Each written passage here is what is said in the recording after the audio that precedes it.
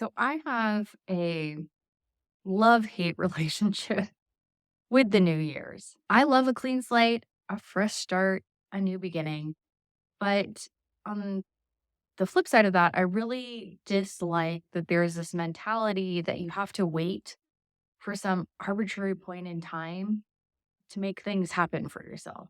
Like you have to wait for some future date. So for this year in 2024, I had already planned out all of my larger events in October of 2023. I did not wait until January 1st to start putting things in motion that I wanted to see happen in the coming year. So this is obvious. Planning what you want to see happen is the action that comes before the event, before the thing that you want to see happen. So in my mind, waiting till the new year to plan things just doesn't click. Like, why wait? I kind of already have an idea. Like, I want to see these things come into play. So it just doesn't work in my brain. In this video, I'm going to be walking you through how I set up my calendar and my goals and how I successfully start prioritizing them for the upcoming year without having to wait until January. And how I also establish checking in on these goals so that I make sure I'm prioritizing what's important to me in the coming year. So upon making this video, I'm married, I have kids, I have a full-time job, I coach. So needless to say, I have commitments that do take priority in my life, but I also want to have fun. I enjoy traveling and spending time with my family is important to me. Carving out me time is important to me. How I spend my time with my husband. And then, of course, if you have school-age children, maximizing your PTO around their school schedule. These are all things I'm guessing are probably things that you want in your life too. These are a lot of balls and things floating around. And if we're not being intentional in how our time gets spent, then it starts rolling past us. And then we get to the end of a month, a quarter, a year, and we've just moved through life reacting to what came our way. But this approach doesn't get me closer to the things that I want. So I don't like that approach. So I'm going to ask that you watch this video and take the time to sit down and go through the exercises that I present, because by the end, you are going to know what you're doing for a year, how to implement that quarterly, and how to check in on yourself so that you're prioritizing these things regularly. So if you've seen some of my other videos, you know I'm a big fan of gaining clarity. So we're going to clarify what's important to us, how to block out the time so that you can make those priorities a reality in your day-to-day life, plan so that you have things to look forward to. And then this last one is kind of more anecdotal than anything. But when you're ahead of the curve of everybody else in getting your ducks in a row, then when you decide you want to plan things, most people are available unless complications arise because they're not having to juggle around stuff that they're already scheduled in for. And I will say that in my experience, if you lock in advance, by default, you're getting first pick. You're the early bird that gets the worm. So I'm going to have you pause the video after I give you a list of things to go pull together so that we have our toolkit that we're ready for. So for your tools, I want you to grab your calendar of choice, whether that's like an actual physical calendar or your Google Calendar, whatever you kind of end up using. I use both a physical and a digital calendar because I like having like a giant calendar that shows the entire year. It really gets me excited to kind of see the blank space and what I can fill in. So I tend to start on paper and then move to digital. That's just me personally. So with that being said, grab pens, highlighters, sticky notes. I want you to grab your work calendar. I want you to grab your kids' school schedules for as far out as you know that they're going to have different days and times off. And then if anyone in your family participates in any sort of like extracurriculars, then get those extracurricular activities and schedules. And if you have any other commitments that you know you need to be considerate of, have those details available. And then a blank piece of paper or a Word doc, either way. So go ahead and hit pause now and go grab those things and then come back and let's get moving on to the next step. Now, as I just mentioned, I prefer to do things on paper first and then move it to my digital world. But I want you to start putting in all of your mandatory things. So your kids' school days off, the days that you have no work, again, all of your extracurriculars, any other commitments that you already know that you have. I want you to put those on your calendar and set reminders for yourself, right? And just so you know what mine looks like, and I'm not lying, I really have a giant ass calendar that I put everything on. And I do a couple things for labeling. So I tend to highlight out Q1, Q2, Q3, Q4. And I will put a link to this particular paper calendar because it's nice. It folds up if you decide you want to take it somewhere. I add everything from the days I'm recording videos to birthdays, to vacations, to you can even see, for example, God, this is terrible to do on video.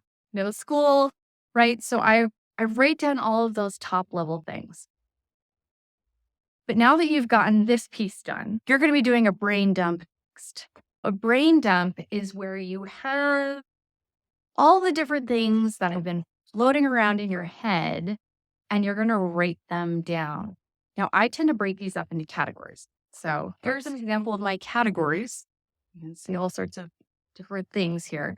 Again, I like to write this on paper so that as I'm writing my categories for my brain dump, I can flip it around and actually put it onto my calendars. So I have broken them out into categories of personal, finances, and then I have like a husband personal, like what my husband's personal goals are. If you have children or other people in your life that you know are going to have some personal goals that might implement some of the choices that you make on your time, then, please include them. I have relationships and I have a giant honey to-do list for my house. um, of course, I have a list for business and career.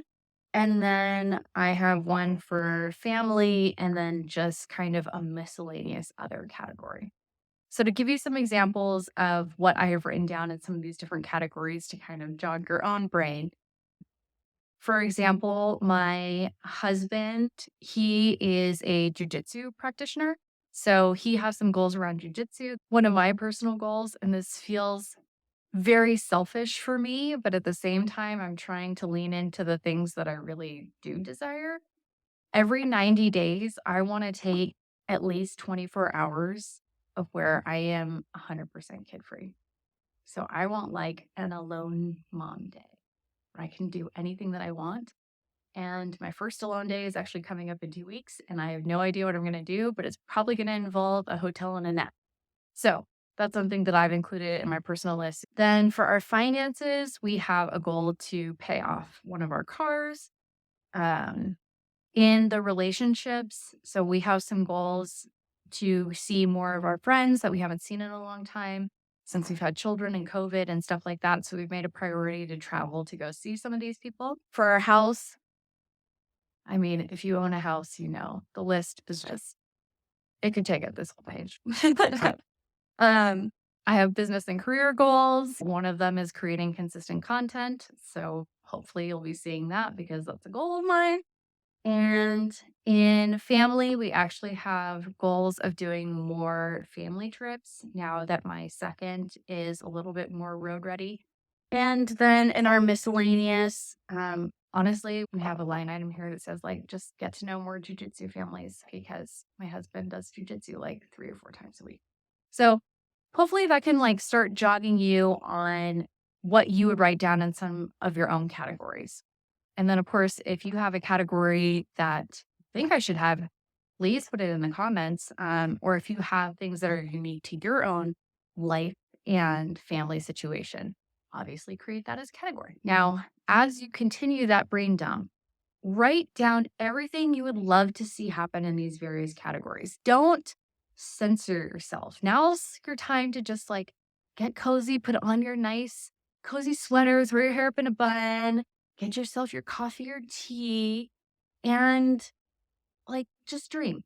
now's the time to just dream. And I will say that this is the stage where I typically snag my husband and we have like an at home date where we drink wine and we relax and we just think about the year ahead and we make it fun, right? So if you have another person or persons in your life that you think would really value being part of this process, then this is kind of the step where I would say include them because it can really be a lot of fun to just write down all the things that you would love to see happen. So this is where we trim.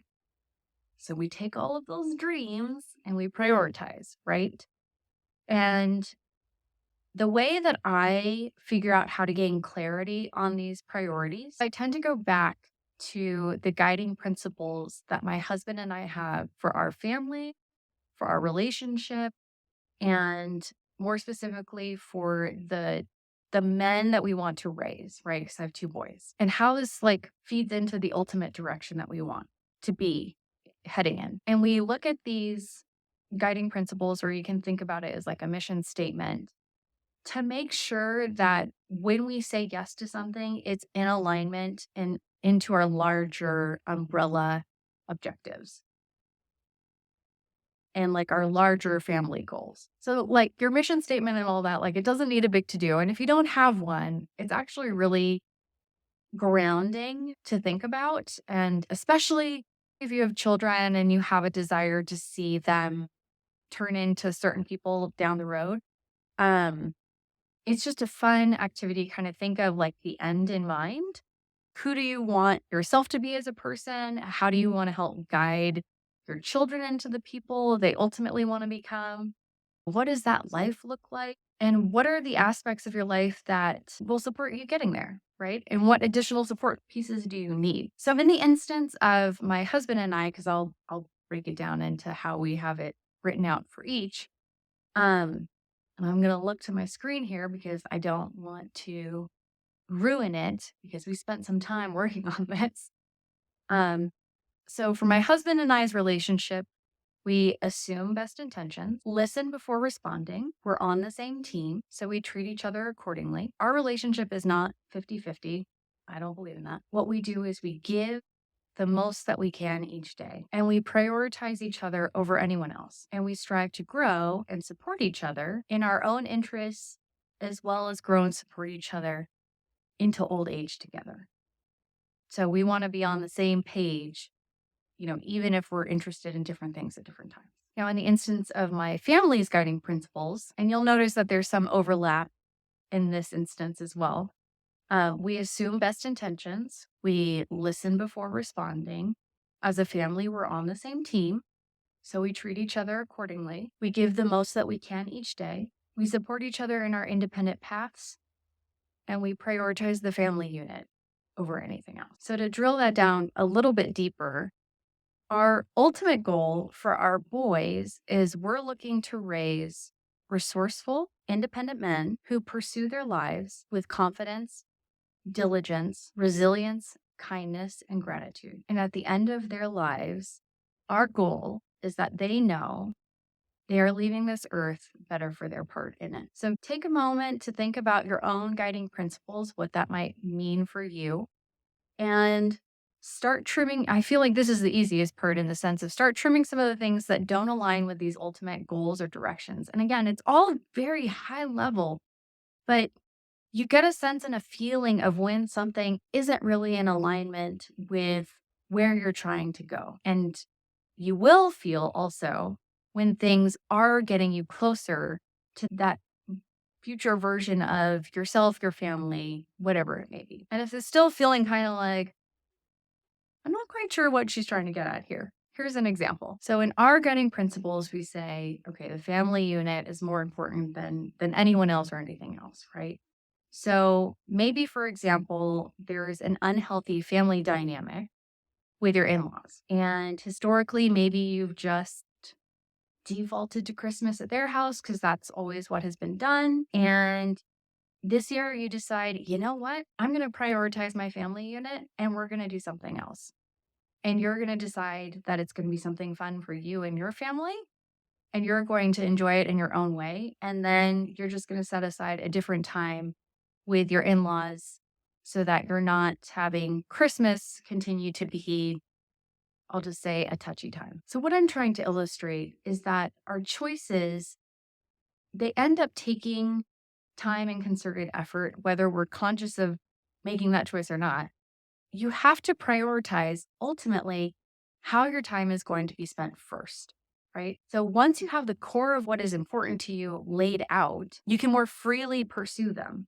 And you also have a clearer idea of how your resources, let's just say primarily finances, are going to be channeled. So I'll give you an example. Let me grab my little handy calendar again. Um, so one of our guiding principles is that we prioritize the family unit, right?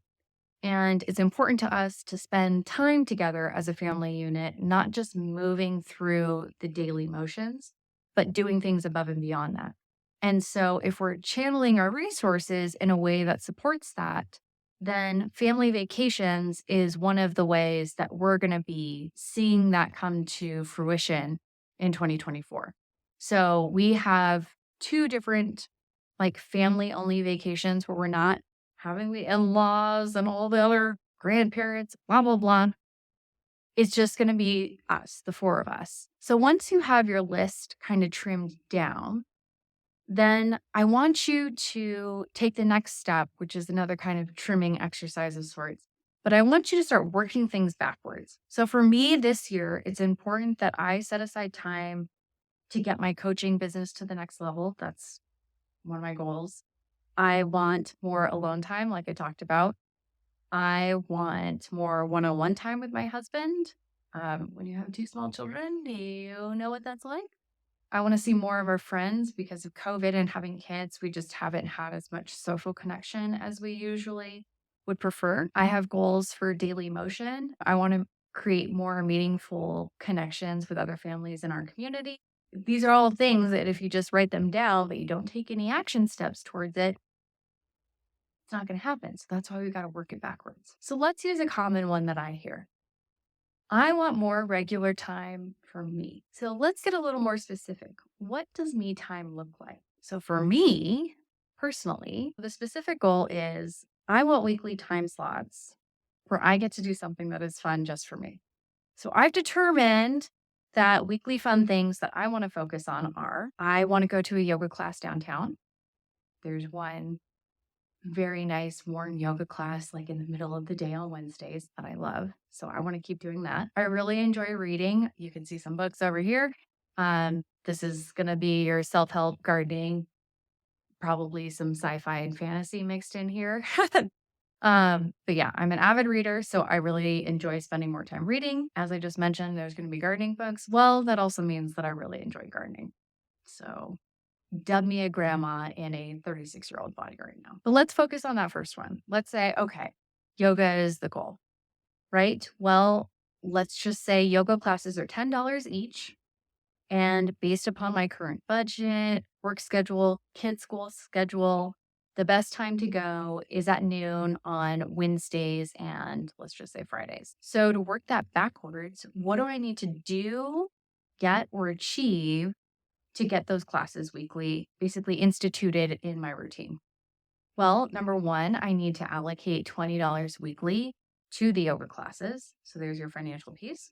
I need to make sure that I have the things to actually do yoga. So I need a yoga mat, a water bottle, some stretchy clothes, and an exercise towel.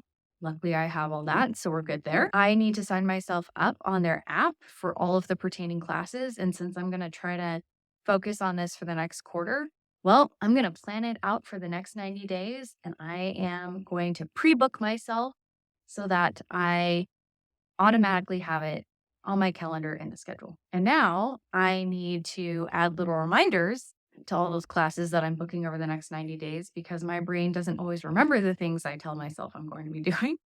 And I'm going to share this with my husband so that my husband knows, okay, Erica is taking Wednesdays and Fridays from 12 to 1, and she is going to this yoga class. And if anything happens, I'm in charge of children, right? Like ultimately, if you have kids, there's a lot of divide and conquer. So you have to be on the same page with your partners here.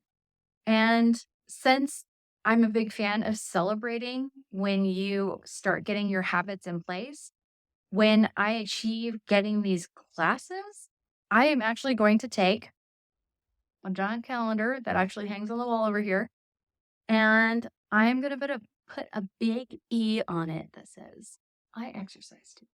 Maybe I'll put a Y. Probably better for you. Then at the end of the year, I can look at this and know if I achieved my goal or not. So that's how we work it backwards. Now, because a year, there's a lot of things that can happen in the next month, 3 months, 6 months, 9 months, right?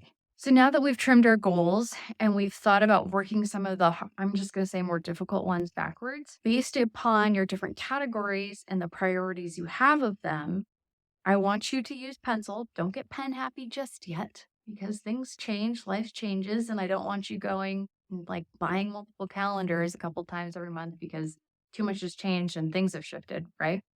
But this is where I start jotting down the things that I want to see happen on my actual calendar. And if it's easier for you at this point, think about things in quarters.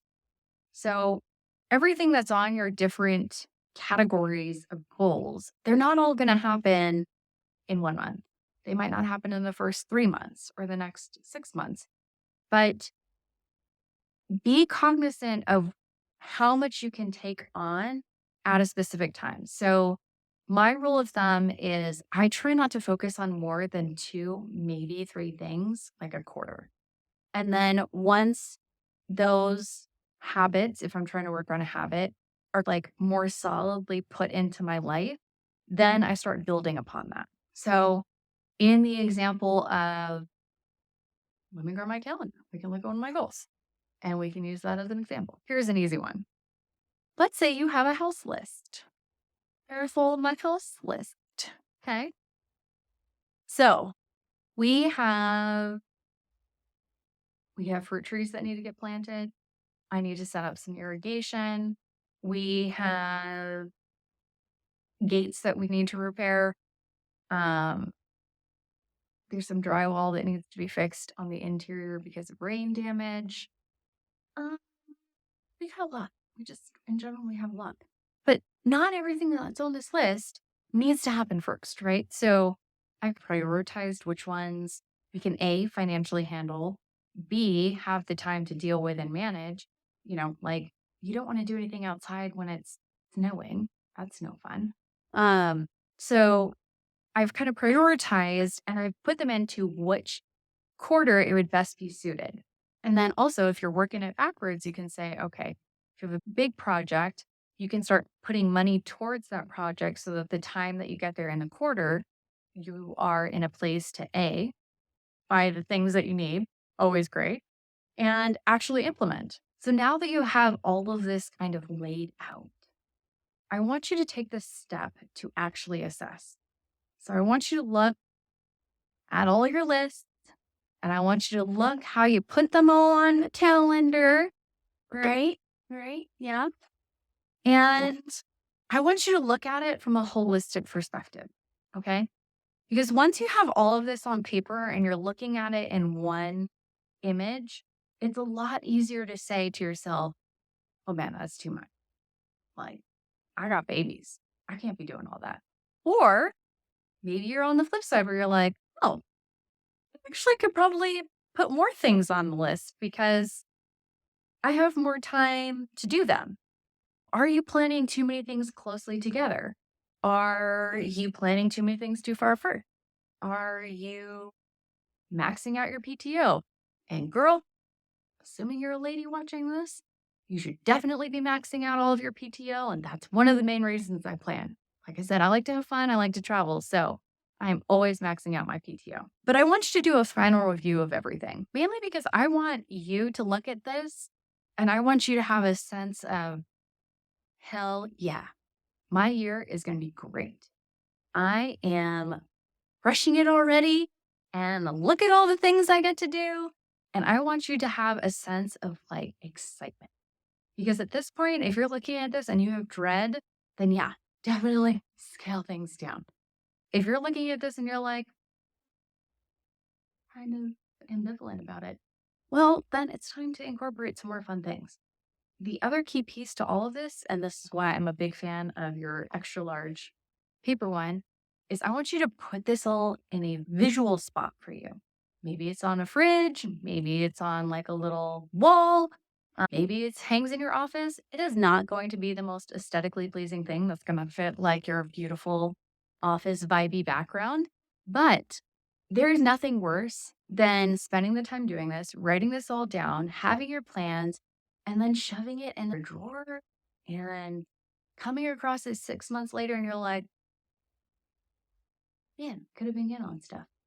What's great about just having this in a very visual space is that the things you want to work towards are coming to mind, front of mind every day. So put this in a place where you will actually look at it every day. Now, here's one thing I'm going to have you put on your calendar while you have all this stuff out.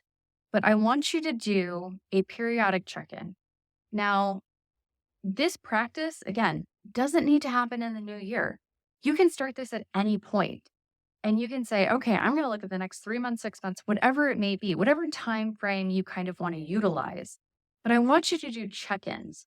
And I like the quarter system because I think 90 days is enough time to see if it's working or see if it's not and make adjustments. If you're moving things more quickly than you anticipated, then you get to move faster through your goals. So it's a good time to just spend a little time reflecting, seeing what's working and seeing what isn't. Now, if you need help gaining more hours in your day to achieve all the things that you've just laid out on your beautiful calendar and then moved into your digital world, whatever you ultimately do for yourself, please be sure to watch my series on how to wake up at 5 a.m. I am a pure believer in waking up early because it does, in my opinion, boost your productivity and it adds a little more time into your waking hours for whatever is important to you. Until next time, bye, Mama.